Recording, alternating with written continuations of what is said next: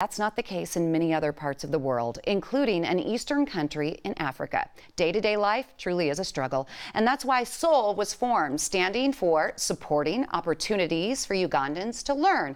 And here with more, we have Rebecca Yount and Danielle Young. Good to see you both. Hello. Thanks for having us. So, Rebecca, quickly share how SOUL began. Yeah, so SOUL was started by a father-daughter team. Brooke Stern and her dad were traveling in East Africa right after she finished nursing school here in Colorado, and came across a community in Bujagali Falls in eastern Uganda and just fell in love with the community.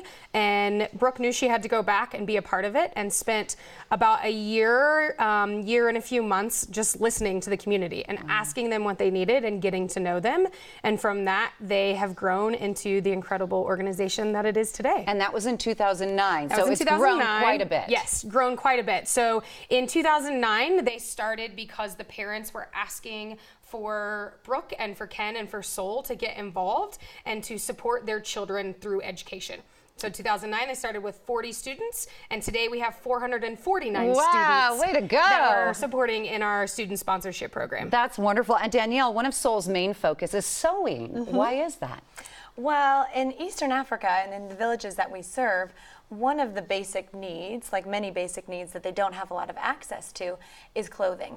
So when we started SOUL back in 2009, the village didn't actually have very much to wear in terms of clothing. And the clothes that they did have were really ragged. So the women communicated to us, mainly the mamas within the village, communicated to us that what they really wanted and needed was the ability to have the skill to repair the clothes that they already had. And maybe if they could use that skill to earn income and have money to be able to buy African textiles and fabrics to make their own clothing for their families. So are the mamas now benefiting from learning how to tailor? Yeah, they absolutely are. So we began the tailoring about 8 years ago, and we now have had over 400 women, so mamas within the villages, graduate from our tailoring program. It's a 9-month course that they physically attend on ground, on site, where they use those foot-pedaled sewing machines. Oh, They're yes, not electric. yes. I still can't to this day do it. It's pumping and tapping your head. At the same time, forget about it. It's really hard. I can barely walk and chew gum. I hear you. So they make all of the clothing for their family members, for themselves. And they also have the ability to repair the uniforms that their children are required to wear to school. Oh, that's wonderful. And one of the obstacles for education for their young kids previously was that even if they could have purchased a uniform for their kids to wear to school, if it tore, or you were down to your third kid wearing the uniform from an older sibling, they would need to repair it in order to keep them in school. So now they can do that. Absolutely. Did you help them create a tote? I did. So this is one of our new and really powerful programs that's just getting off the ground now in Uganda, and it actually will be initiated this weekend, this Saturday. And the program is called the Menstrual Pad Program.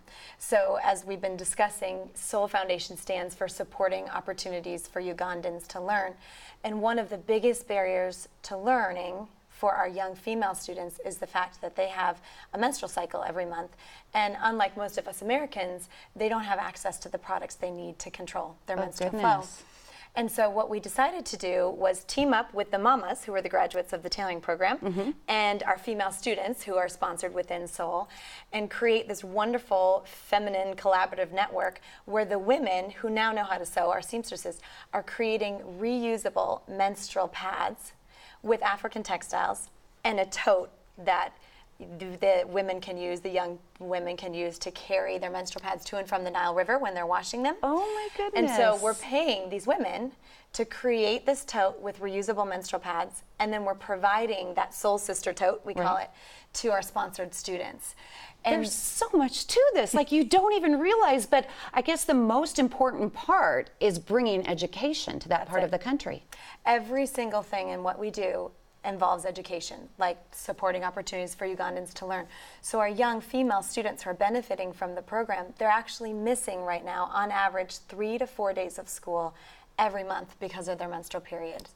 But you're changing that. And we're changing that. Another important measure is the security initiatives. Tell me more about that. Yeah, so in addition to working with the children to ensure that they're in school, to ensure that the mamas have opportunities to be able to provide for their families, we're also doing that through food security. And one of the main ways that we do that is offer classes throughout the community on agriculture, on farming.